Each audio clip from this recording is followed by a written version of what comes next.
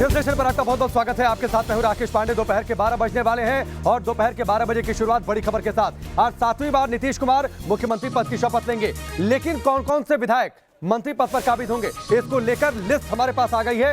नीतीश के साथ 10 विधायक लेंगे मंत्री पद की शपथ और वो 10 विधायकों का नाम हम आपको बता रहे हैं। तारकिशोर प्रसाद और रेणु देवी ये बनेंगे डिप्टी सीएम। इनके अलावा विजय कुमार चौधरी, विजेंद्र यादव भी मंत्री पद पर आसीन होंगे। अशोक चौधरी, मेवालाल चौधरी, शीला मंडल भी लेंगी शपथ। इनके अलावा नंद किशोर यादव जो कि मौजूदा सरकार में भी मंत्री हैं, ये एक बार फिर से मंत्री बनेंगे। संतोष सुमन, मुकेश सहनी भी मंत्री पद की शपथ लेंगे। नीतीश कुमार इसके साथ ही एक बार फिर से सरकार को लीड करेंगे।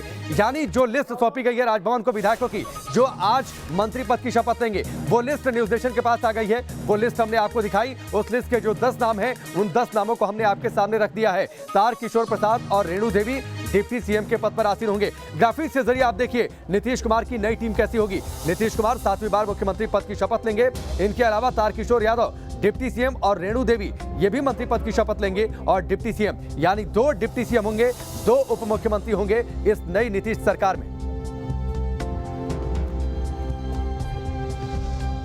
तो नीतीश कुमार की नई कैबिनेट कैसी होगी और किस तरीके से नई सरकार का आकार क्या होगा, कौन से चेहरे होंगे, ये हमने आपको लिस्ट बताई है एक्सक्लूसिव। सबसे पहले न्यूज नेशन पर रजनीश हमारे साथ राजभवन से जुड़ चुके हैं। पटना के सीधे उनका रुख करते हैं। रजनीश, 10 नामों की लिस्ट न्यूज नेशन के पास है। ये एक्सक्लूसिव खबर हमने आपको बताई और इसके साथ ही हम चाहेंगे क्या और जानकारियां हैं कैबिनेट गठन को लेकर, वो सबसे पहले आप सामने रखें।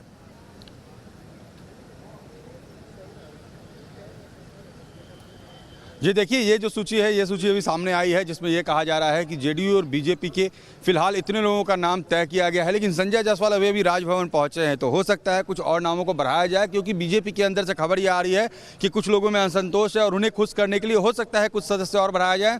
नंदकिशोर यादव का नाम दिया गया है। अभी ये भी खबर आ रही है कि नंदकिशोर यादव को विधानसभा का अध्यक्ष बनाया जा सकता है, उन्हें इस पद के लिए ऑफर किया गया है। ये भी अभी खबर आई है।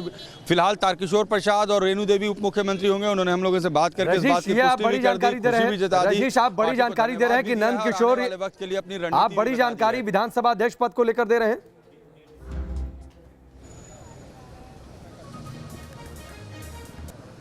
जी बिल्कुल, देखिए ये खबर आ रही है कि बीजेपी शुरू से चाहती है कि ये कुर्सी उनके पास हो। नंदकिशोर यादव को ये ऑफर किया गया है, ये खबर हमारे पास है। अब नंदकिशोर यादव इसको एक्सेप्ट करते हैं या नहीं करते हैं।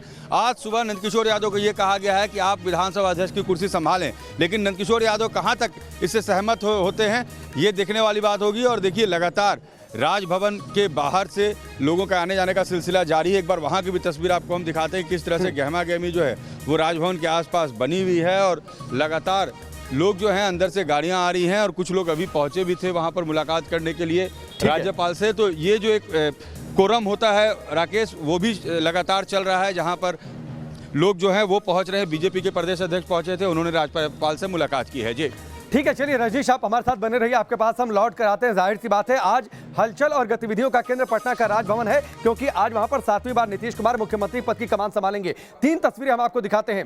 3 तस्वीरें आपकी टेलीविजन स्क्रीन पर और 3 तस्वीरों के जरिए आप इस वक्त जो है जो बड़ा जो केंद्र है, बीजेपी की रणनीति आप कह लीजिए या फिर नई सरकार का चेहरा किस तरीके से बदलने जा रहा है, वो भी आप इन 3 तस्वीरों के जरिए आप समझ सकते हैं।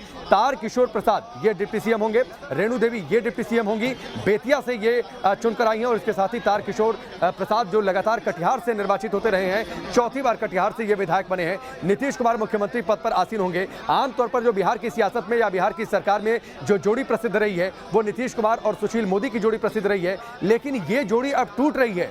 अब ये जोड़ी टूट रही है। नीतीश कुमार के साथ अब एक उप मुख्यमंत्री नहीं बल्कि 2 उप मुख्यमंत्री होंगे, यानी तारकिशोर प्रसाद और रेणु देवी।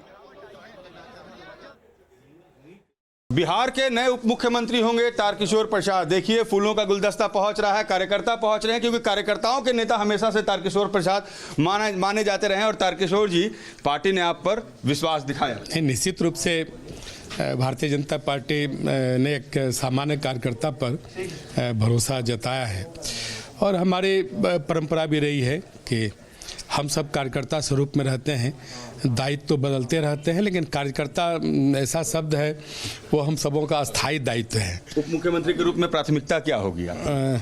देखिए, अभी इस पर कोई टिप्पणी करना उचित नहीं है, लेकिन इतना हम जरूर कहेंगे, विगत 15 वर्षों में हम सबों ने एनडीए के रूप में काम किया है माननीय मुख्यमंत्री जी के मार्गदर्शन में, और शीर्ष नेतृत्व के सलाह पर और आगे का जो ये 5 वर्षों का कार्यकाल है, माननीय मुख्यमंत्री श्री नीतीश कुमार जी के नेतृत्व में हम सब काम करेंगे और हम सबों का एक बड़ा मार्गदर्शक मंडल है। लेकिन आप तो डिप्टी होंगे ना, आप तो सेकंड मैन होंगे, तो आप पर जवाबदेही ज़्यादा। जवाबदेही होगी, एक बार शपथ हो जाने दीजिए, फिर जो सारे एजेंडे हमारे दल के होंगे वही हमारा एजेंडा होगा। उप मुख्यमंत्री होंगे, आप साथ में एक और होंगे। अरे जो जानकारी मिल रही है उसमें माननीय विधायक वीरूनी जी भी होंगी और स्वाभाविक है कि महिलाओं की भारतीय जनता पार्टी की जीत में और सूबे के विकास में एक बड़ी भूमिका रही है। 2 उप मुख्यमंत्री का कारण क्या लगता है? बीजेपी ने 2 उप मुख्यमंत्री नहीं, वो महिला सशक्तिकरण की दिशा में एक बेहतर कदम।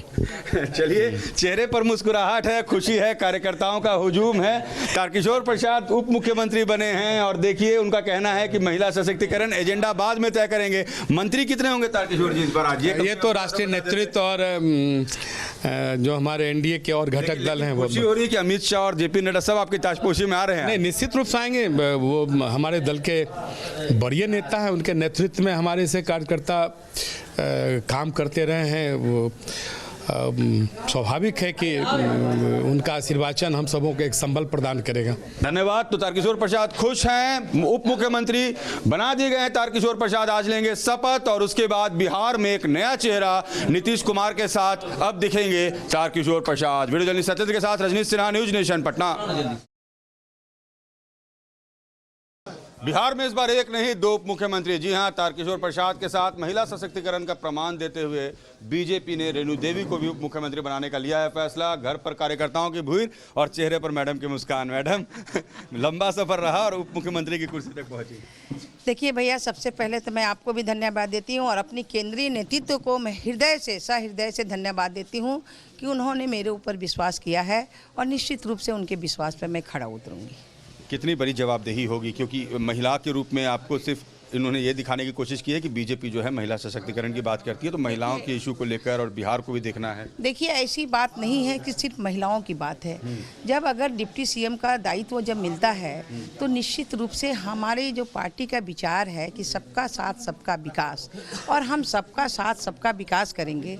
और महिला क्या है, महिला तो अर्धनागेश्वरी है और अर्धनागेश्वरी के रूप में आधा आप हैं आधा हम हैं, तो हम दोनों का काम करेंगे। हम महिलाओं का भी काम करेंगे और पुरुषों का भी दोनों का काम कीजिएगा रेणु जी। लेकिन कुछ प्रायोरिटी आपने सोचा है बिहार के लिए? क्योंकि देखिए इस बार निश्चित रूप से देखिए प्रायोरिटी रहेगा कि हमारी बहन बेटियों का एजुकेशन जो बाहर जाती हैं उनके लिए विशेष व्यवस्था हम लोग कुछ करें।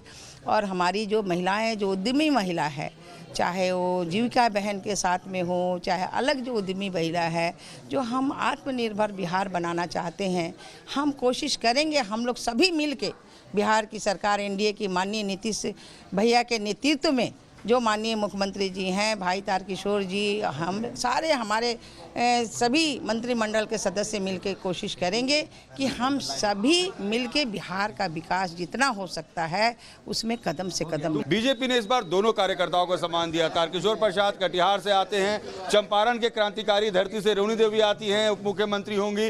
इस बार बिहार में बदला होगा सरकार का रंग। तो नीतीश कुमार के साथ 2 डिप्टी सीएम होंगे और उन दोनों डिप्टी सीएम को अपने न्यूज स्टेशन पर एक्सक्लूसिवली सुना भी है। लेकिन आज भाई दूज का दिन है और भाई दूज के दिन ही नीतीश कुमार मुख्यमंत्री पद की शपथ भी ले रहे हैं। उनकी बहन उनके लिए पूजा पाठ कर रही है, अर्चना कर रही है। अब उनसे बातचीत की हमारे सहयोगी रजनीश ने, सुनिए। गोधन यानी भैया दूज की पूजा। जी हाँ, ये पूजा बहन अपने भाई की लंबी आयु के लिए करती हैं, उनके सुख संपत्ति के लिए करती हैं, उनके बेहतर भविष्य के लिए करती हैं। और किसी बहन के लिए इससे खुशी की बात क्या होगी कि आज जब वो पूजा कर रही हैं तो उनके भाई बिहार के मुख्यमंत्री के रूप में 7वीं बार शपथ लेने जा रहे हैं। जी हाँ, हम बात कर रहे हैं बिहार के मुख्यमंत्री नीतीश कुमार की, और जो बुजुर्ग महिलाएं यहाँ दिख रही हैं वो नीतीश कुमार की बड़ी बहन हैं जो आज भैया दूज की पूजा कर रही हैं। और चेहरे पर खुशी इस बात की है कि पिछले 2 दशक में भाई 7वीं बार मुख्यमंत्री पद की शपथ लेंगे। कैसा लग रहा है दीदी? बहुत अच्छा लग रहा है, सब महिला सबको अच्छा लग रहा है आज। तो आज भैया दूज में तो भाई के लिए ही आप लोग मनोकामना? हाँ, भाई के लिए कुट रहे हैं, गोधन कुट रहे हैं। सब बाजरी कूटते हैं, नारियल है, फूल है, माला है, सब उनको जा कर के खिलाएंगे। अच्छा, नीतीश कुमार को जाके खिलाएंगे? हाँ हाँ नीतीश कुमार मुख्यमंत्री बन रहे हैं, कितनी खुशी है आपको इस बात की? खुशी है, बहुत खुशी है कि भैया दूज है, आ जाती हैं तो उनको हम आशीर्वाद दे रहे हैं। तो ये पूजा आज बहुत खास है क्योंकि एक बहन को भाई ने विशेष सौगात दिया है। बिहार की फिर से संभालेंगे कमान, मुख्यमंत्री बनेंगे नीतीश कुमार। वहां मुख्यमंत्री आवास में और राजभवन में तैयारी अलग, यहां बहन के घर में पूजा पाठ का दौर तेज। वीडियो जर्नलिस्ट सत्येंद्र के साथ रजनीश सिन्हा, न्यूज नेशन, पटना। तो नीतीश कुमार आज 7वीं बार मुख्यमंत्री पद की शपथ लेने जा रहे हैं। इसको लेकर बड़ी अपडेट और बड़ी कवरेज जो है हम लगातार आपके सामने रखते रहेंगे। लेकिन इधर मुख्यमंत्री बनने जा रहे हैं एक बार फिर से नीतीश कुमार, उधर महागठबंधन में सिर फुटबॉल तेज हो गई है, जिस पर बीजेपी ने तंज कसना भी अब शुरू कर दिया है। दरअसल आरजेडी का वरिष्ठ नेता है शिवानंद तिवारी, उन्होंने यह कह दिया था कि राहुल गांधी चुनावी मौसम में रैलियों की बजाय वो पिकनिक का मजा ले रहे थे, लेकिन अब इसको लेकर सियासत तेज हो गई है। संबित पात्रा ने आज बाकायदा प्रेस कॉन्फ्रेंस की है। राहुल गांधी पर बीजेपी का बड़ा और जोरदार हमला। राहुल गांधी पिकनिक करने वाले नेता हैं, ये बात कही गई है बीजेपी की ओर से। संबित पात्रा ने प्रेस कॉन्फ्रेंस करके कहा है कि राहुल गांधी पिकनिक करने वाले नेता हैं। शिवानंद तिवारी की टिप्पणी बिल्कुल सही है। ये बड़ा बयान बीजेपी का, राहुल गांधी पर बीजेपी का जोरदार हमला, सुनिए। आपको आपके साथी शिवानंद तिवारी जी कह रहे हैं कि आप नॉन परफॉर्मिंग पिकनिकिंग प्रेसिडेंट NPPP हैं, नॉन परफॉर्मिंग पिकनिकिंग प्रेसिडेंट। हम तो शुरू से ही कह रहे हैं आप NPA हैं, नॉन परफॉर्मिंग एसेट है, और अब तो आपके साथी कह रहे हैं आप नॉन परफॉर्मिंग पिकनिकिंग प्रेसिडेंट है, आप पिकनिक करते रहते हैं। तो संबित पात्रा को आप सुन रहे थे किस तरीके से उन्होंने हमला बोला है राहुल गांधी पर। लेकिन इससे पहले दरअसल शिवानंद तिवारी ने क्या कहा था? शिवानंद तिवारी ने ये कहा था कि राहुल गांधी पिकनिक करने वाले नेता हैं, जिसको लेकर बीजेपी ने जोरदार हमला किया है। इसके साथ ही बीजेपी ने यह भी कहा था कि गुपकार समझौते में शामिल है कांग्रेस। 370 को लेकर भी अब बीजेपी पूरी तरीके से हमलावर है। बिहार में हार के बाद महागठबंधन में तकरार, ये बड़ी खबर है। आरजेडी ने हार के लिए कांग्रेस को जिम्मेदार ठहराया है।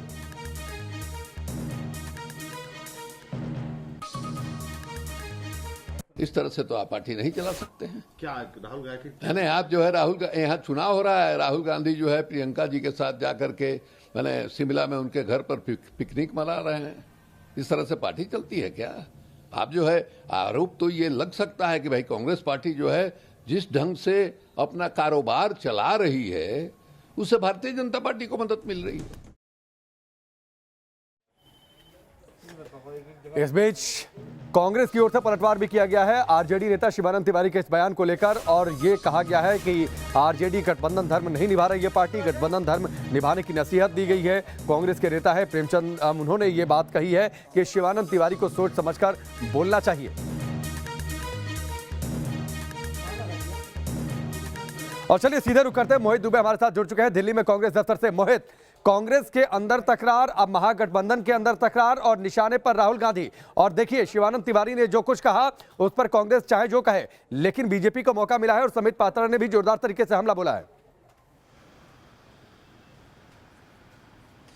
जी बिल्कुल, भारतीय जनता पार्टी को मौका मिला है राहुल गांधी पर निशाना साधने के लिए, कांग्रेस पर निशाना साधने के लिए, और पार्टी के भीतर आरजेडी के भीतर इस बात को लेकर भी आत्ममंथन और आत्मचिंतन चल रहा है कि आखिर 70 सीटें कांग्रेस को क्यों दे दी गई। अगर कांग्रेस को 70 सीटें से कम दी गई होती तो सरकार आज महागठबंधन की होती। तो सीधे तौर पर राहुल गांधी पर निशाना साधा है शिवानंद तिवारी ने। ये बात उन्होंने कही है कि प्रियंका गांधी को भी सभाएं करनी चाहिए थी, प्रियंका गांधी भी सभाएं उन्होंने नहीं की। इसके अलावा राहुल गांधी जब चुनावी मौसम चल रहा था, चुनावी यहाँ पर शोर मचा हुआ था, तो वो पिकनिक मना रहे थे। तो कुल मिलाकर देखिए शिवानंद तिवारी तो आरजेडी के नेता हो गए, लेकिन कांग्रेस के भीतर तारिक अनवर ने सबसे पहले सवाल उठाया। तारिक अनवर ने न्यूज नेशन से बातचीत करते हुए कहा कि पार्टी को आत्ममंथन आत्मचिंतन करना चाहिए, कहीं ना कहीं कमी रही तभी तो इतनी बुरी हार हमें मिली है। और यही बात कपिल सिब्बल ने एक आर्टिकल के माध्यम से कर दी। कपिल सिब्बल ने सीधे तौर पर कह दिया कि अब प्रभावी विकल्प के रूप में कांग्रेस को लोग नहीं देखते हैं, आत्मनिरीक्षण की जरूरत है। तो कुल मिलाकर सिट फुटौल जो है वो पार्टी के बाहर भी है, पार्टी के भीतर है, और सबको इंतजार इस बात को लेकर है राकेश कि कांग्रेस के पूर्व अध्यक्ष राहुल गांधी इस पूरे मामले को लेकर बयान देते क्या है, क्योंकि अब तक कोई राहुल गांधी का बड़ा बयान इस पूरे मुद्दे को लेकर नहीं आया है। राकेश। नहीं मोहित, फिर तो सवाल ये भी उठेगा ना, चाहे लाख बातें कही जाएं कांग्रेस की ओर से और प्रेमचंद मिश्रा चाहे लाख कहें कि आरजेडी को गठबंधन धर्म निभाना चाहिए, शिवानंद तिवारी क्या बोल रहे हैं उन्हें सोचना चाहिए। लेकिन कपिल सिब्बल जैसे नेता जब सामने आकर यह कह दें कि लोग कांग्रेस को विकल्प के तौर पर नहीं देखते तो सवाल तो उठता है। मैं आता हूं आपके पास मोहित, प्रेमचंद मिश्रा ने क्या कुछ कहा वो पहले सुनवाते हैं। देखिए, शिवानंद तिवारी आरजेडी के कोई अधिकृत व्यक्ति नहीं है। वो आरजेडी में है लेकिन उनकी मिली भगत भाजपा जदयू से। भला कोई आरजेडी का आदमी बीजेपी की भाषा बोल पर कांग्रेस और राहुल जी पर इस तरह के आधारहीन बातें को रखेगा? मैं समझता हूं ये हाई टाइम है कि तेजस्वी यादव जी को ऐसे बर बोले और मानसिक रूप से दिवालिये नेता को बाहर करें जो उनकी ही जड़ों को खोद रहे हैं। आरजेडी लीडरशिप से हमें अपेक्षा है कि वो तत्काल शिवानंद तिवारी पर कार्रवाई करेंगे, क्योंकि जिस भाषा का उन्होंने प्रयोग किया है यह भाषा तो गिरिराज सिंह जैसे लोग बोलते हैं कांग्रेस के बारे में, राहुल जी के बारे में। तो कांग्रेस के नेता प्रेमचंद मिश्रा को आप सुन रहे थे, लेकिन प्रेमचंद मिश्रा चाहे जो कह लें, कपिल सिब्बल जैसे नेता जब सामने आकर यह कह दें कि लोग कांग्रेस को विकल्प के तौर पर नहीं देखते, उसका कांग्रेस पार्टी क्या जवाब देगी, उसका प्रेमचंद मिश्रा क्या जवाब देंगे? तो बड़ी खबर यही है कि कांग्रेस नेतृत्व पर कपिल सिब्बल ने सवाल उठाए हैं। कांग्रेस नेतृत्व को लेकर कपिल सिब्बल ने जो कुछ कहा है वो बातें वाकई गंभीर हैं। ये कहा गया है कपिल सिब्बल की ओर से कि हमें आत्मनिरीक्षण की जरूरत है। कांग्रेस नेतृत्व पर कपिल सिब्बल के सवाल, कांग्रेस को अब विकल्प के तौर पर लोग नहीं मानते, कांग्रेस को विकल्प के तौर पर लोग नहीं मानते, हमें आत्मनिरीक्षण की जरूरत है। और गाहे बगाहे हर हार के बाद कांग्रेस के अंदर खाने से यह आवाज उठती है कि कांग्रेस पार्टी को आत्मनिरीक्षण की जरूरत है। सब कुछ जानकर भी नेतृत्व खामोश है। मोहित हमारे साथ जुड़ चुके हैं कांग्रेस पार्टी दफ्तर से। मोहित, आप कांग्रेस पार्टी को कवर करते रहे हैं, लेकिन बड़ा सवाल यह है, प्रेमचंद मिश्रा ने तो कह दिया उन्हें बिहार की सियासत करनी है, बिहार के हिसाब से उन्होंने बयान दे दिया, लेकिन बड़ा सवाल हर हार के बाद आत्ममंथन की बातचीत उठती है, आत्मनिरीक्षण की जरूरत बताई जाती है, लेकिन क्या कभी कांग्रेस नेतृत्व इस पहलू पर सोचेगा, कोई इस पर रणनीति बनाएगा?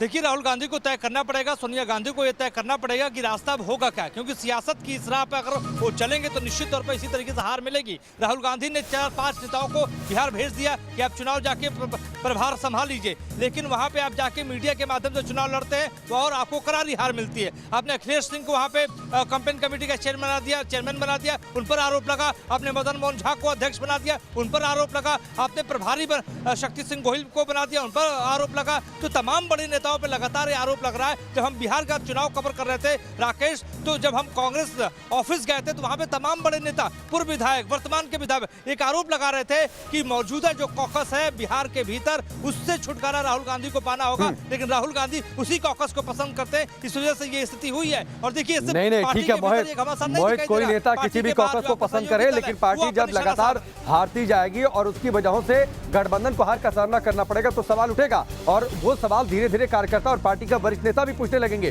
तब जवाब देना शायद ज्यादा मुश्किल हो जाएगा। और ऐसी स्थिति इस वक्त राहुल गांधी के सामने खड़ी है। बहुत बहुत शुक्रिया मोहित से जुड़ने के लिए। यहां पर रुकेंगे ब्रेक के लिए, बहुत जल्द वापस लौटते हैं।